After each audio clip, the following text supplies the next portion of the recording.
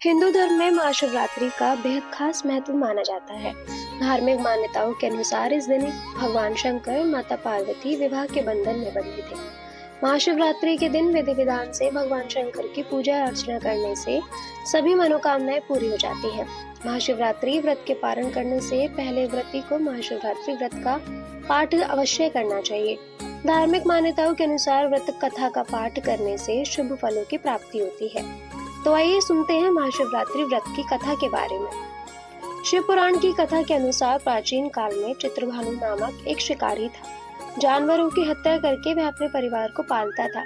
वह एक साहूकार का कर्जदार भी था, लेकिन उसका ऋण वह समय पर चुका न सका। क्रोधित साहूकार ने शिकारी को शिव मठ में बंदी बना लिया। संयोग से उसी दिन शिवरात्रि भी थी। साहूकार के घर पूजा हो रही थी तो शिकारी ध्यान मग्न होकर शिव संबंधी धार्मिक बातें सुनता रहा। चतुर्दशी को उसने शिवरात्रि व्रत की कथा भी सुनी। शाम होते ही साहूकार ने उसे अपने पास बुलाया और ऋण चुकाने के विषय में बात की। शिकारी अगले दिन सारा ऋण लौटा देने का वचन देकर बंधन से छूट गया। अपनी दिनचर्या की भांति वह जंगल में शिकार के लिए निकला, लेकिन दिन भर बंदी गृह में रहने के कारण भूख प्यास से वह व्याकुल हो गया। शिकार खोजता हुआ वह बहुत दूर निकल आया। जब अंधेरा हुआ तो उसने विचार किया कि रात जंगल में ही बितानी पड़ेगी। वह वन एक तालाब के किनारे एक बेल के पेड़ पर चढ़कर रात बिताने का इंतजार करने लगा। बिल्व वृक्ष के नीचे शिवलिंग था, जो बिल्व पत्रों से ढका हुआ था। शिकारी को उसका पता न चला। पड़ाव बनाते समय उसने जो टहनियां तोड़ी वे संयोग से शिवलिंग पर गिरती चली गई। इस प्रकार दिन भर भूखे प्यासे शिकारी का व्रत भी हो गया और शिवलिंग पर बिल्व पत्र भी चढ़ गए। एक पहर रात्रि बीत जाने पर एक गर्भिणी हिरनी तालाब पर पानी पीने पहुंची।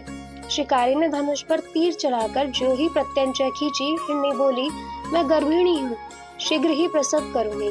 तुम एक साथ दो जीवों की हत्या करोगे, जो ठीक नहीं है। मैं बच्चे को जन्म देकर शीघ्र ही तुम्हारे समक्ष प्रस्तुत हो जाऊंगी, तब मुझे मार लेना। शिकारी ने प्रत्यंचा ढीली कर दी और हिरनी जंगली झाड़ियों में लुप्त हो गई। प्रत्यंचा चढ़ाने तथा ढीली करने के वक्त कुछ बिल्व पत्र अनायास ही टूटकर शिवलिंग पर गिर गए। इस प्रकार उससे अनजाने में ही प्रथम पहर का पूजन भी संपन्न हो गया। कुछ ही देर बाद एक और हिरनी उधर से निकली। शिकारी की प्रसन्नता का ठिकाना न रहा। समीप आने पर उसने धनुष पर बाण चढ़ाया। तब उसे देख हिरनी ने विनम्रता पूर्वक निवेदन किया, हे शिकारी, मैं थोड़ी देर पहले ऋतु से निवृत्त हुई हूँ, कामतुर गृहिणी हूँ, अपने प्रिय की खोज में भटक रही हूँ।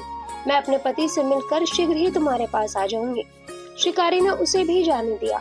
2 बार शिकार को खोकर उसका माथा ठनक गया। वह चिंता में पड़ गया। रात्रि का आखिरी पहर बीत रहा था। इस बार भी धनुष से लगकर कुछ बिल्व पत्र शिवलिंग पर आ गिरे तथा दूसरे पहर की पूजा भी उसकी संपन्न हो गई। तब एक अन्य हिरनी अपने बच्चों के साथ उधर से निकली। शिकारी के लिए यह स्वर्णिम अवसर था। उसने धनुष पर तीर चढ़ाने में देर नहीं लगाई। वह तीर छोड़ने ही वाला था कि हिरनी बोली, हे शिकारी, मैं इन बच्चों को उनके पिता के हवाले करके लौट आऊंगी। इस समय मुझे मत मारो। शिकारी हंसा और बोला, सामने आए शिकार को कैसे छोड़ दूं? मैं ऐसा मूर्ख नहीं। इससे पहले मैं 2 बार अपना शिकार खो चुका हूँ। मेरे बच्चे भूख प्यास से व्यग्र हो रहे होंगे। उत्तर में हिरनी ने फिर कहा, जैसे तुम्हें अपने बच्चों की ममता सता रही है, ठीक वैसे ही मुझे भी सता रही है। हे शिकारी, मेरा विश्वास करो, मैं इन्हें इनके पिता के पास छोड़कर तुरंत लौटने की प्रतिज्ञा करती हूँ। हिरनी का दीन स्वर सुनकर शिकारी को उस पर दया आ गई। उसने उस मृगी को भी जाने दिया। शिकार के अभाव में तथा भूख प्यास से व्याकुल होकर शिकारी अनजाने में ही बेल वृक्ष पर बैठा और बेल पत्र तोड़कर नीचे फेंकता जा रहा था। पो फटने को हुई तो एक हष्ट पष्ट मृग उसी रास्ते पर आ गया। शिकारी ने सोच लिया कि इसका शिकार वह अवश्य करेगा। शिकारी की तनी प्रत्यंचा देखकर मृग विनीत स्वर में बोला, हे शिकारी, यदि तुमने मुझसे पूर्व आने वाली 3 मृगियों तथा छोटे छोटे बच्चों को मार डाला है तो मुझे भी मारने में विलंब न करो, ताकि मुझे उनके वियोग में एक क्षण भी दुख न सहना पड़े। मैं उन हिरनियों का पति हूँ। यदि तुमने उन्हें जीवन दान दिया है तो मुझे भी कुछ क्षण का जीवन देने की कृपा करो। मैं उनसे मिलकर तुम्हारे समक्ष जरूर उपस्थित होऊंगा। मृग की बात सुनते ही शिकारी के सामने पूरी रात का घटना चक्र घूम गया। उसने सारी कथा मृग को सुना दी। तब मृग ने कहा, मेरे 3 पत्नियां जिस प्रकार प्रतिज्ञाबद्ध होकर गई हैं, मेरी मृत्यु से अपने धर्म का पालन नहीं कर पाएंगी। अतः जैसे तुमने उन्हें विश्वास पात्र मानकर छोड़ा है, वैसे ही मुझे भी जाने दो। मैं अब उन सबके साथ तुम्हारे सामने शीघ्र ही उपस्थित होता हूँ। शिकारी ने उसे भी जाने दिया। इस प्रकार प्रातः हो गई।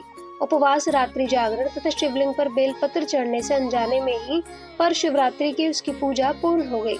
पर अनजाने में ही की गई पूजा का परिणाम उसे तत्काल मिल भी गया। शिकारी का हिंसक हृदय निर्मल हो गया, उसमें भगवत शक्ति का वास हो गया। थोड़ी ही देर बाद वह मृग सपरिवार शिकारी के समक्ष उपस्थित हो गया ताकि वह उनका शिकार कर सके। किंतु जंगली पशुओं की ऐसी सत्यता, सात्विकता एवं सामूहिक प्रेम भावना देखकर शिकारी को बड़ी ग्लानि हुई। उसने मृग परिवार को जीवन दान दे दिया। अनजाने में शिवरात्रि के व्रत का पालन करने पर भी शिकारी को मोक्ष की प्राप्ति हुई। जब मृत्यु काल में यमदूत उसके जीव को लेने आए तो शिवगणों ने उन्हें वापस भेज दिया तथा शिकारी को शिवलोक ले गए। शिव जी की कृपा से ही अपने इस जन्म में राजा चित्रभानु अपने पिछले जन्म को याद रख पाए तथा महाशिवरात्रि के महत्व को जानकर उसका अगले जन्म में भी पालन कर पाए। हर हर महादेव दोस्तों।